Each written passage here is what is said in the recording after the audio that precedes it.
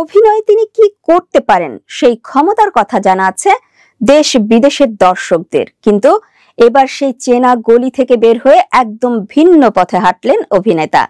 গেয়ে ফেললেন গান, তাও আবার সিনেমায়। এমনটা কেউ কখনোই ভাবেনি। ভক্তদের রীতিমতো চমকে দিলেন আফরান নিশো। ঈদের দাগি সিনেমার টাইটেল ট্র্যাকে কণ্ঠ দিয়েছেন আফরান নিশো। গানের কথা, তোমাদের চোখে দাগি, সমাজের চোখে দাগি, যতবার খুশি মারো ততবার বার জাগি। ঠিক যেন দাগি সিনেমার দাগি হয়ে নিজের কথাগুলোই বলেছেন গানে গানে। গানটিতে আফরান নিশোর কণ্ঠ দেওয়ার পরিকল্পনাটা একেবারে হঠাৎ করেই। নিশো জানতেন না কিছুই। অভিনেতার মতে এটা তার জন্য একরকম সারপ্রাইজ ছিল। নিশো বলেন, প্রযোজক শাহরিয়ার শাকিল একদিন আমাকে গানটির একটি ডেমো ভার্সন শুনিয়ে জানতে চাইলেন কেমন লেগেছে। আমি বললাম, ক্যাচি অ্যান্ড পাওয়ারফুল, গানটা নিয়ে কি করা যায়। এটা ভাবতে ভাবতে এক সময় আমাকে জানানো হয় গানটিতে আমি কণ্ঠ দিলে কেমন হয়। গানটির কথা সাজানো হয়েছে একজন দাগির দৃষ্টিকোণ থেকে, তাই সংশ্লিষ্ট ব্যক্তিরা চেয়েছেন দাগি সিনেমার দাগি যিনি, তার কণ্ঠে গানটি সবচেয়ে বেশি মানায়। নিশো বলেন, গানটিতে কণ্ঠ দেওয়ার কারণগুলো আমার বেশ যৌক্তিক মনে হয়েছে বলেই আমি রাজি হয়েছি। পরে আরো কিছু সংযোজন বিয়োজনের পর গানটিতে ভয়েস দিই।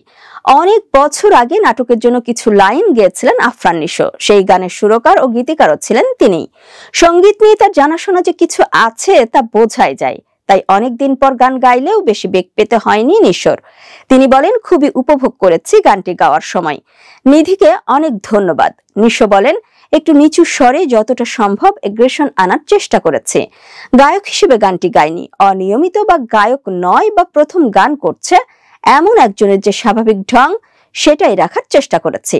শ্রোতা দর্শকেরা গানটিতে নতুন কিছু পাবেন এবং তাদের ভালো লাগবে বলে আশাবাদ ব্যক্ত করেছেন আফরান নিশো। দাগি থিম সংটির সুরকার ও সঙ্গীতায়োজক আরাফাত মহসিন জানান, থিম সংগুলো শ্রোতারা যেভাবে শুনে অভ্যস্ত, দাগির থিম সংয়েও তেমন কিছু করার চেষ্টা ছিল তার। নিধি বলেন, গানটির ধারণা পাওয়ার পর আমার মনে হয়েছে একটা ঝাঁঝালো প্রতিবাদী সুর দরকার, সেটাই করার চেষ্টা করেছি। এরকম গানে শব্দ খুব গুরুত্বপূর্ণ, সেটাও আমি ঠিকঠাক পেয়ে গেছি। আশা করছি শ্রোতাদের ভালো লেগেছে গানটি।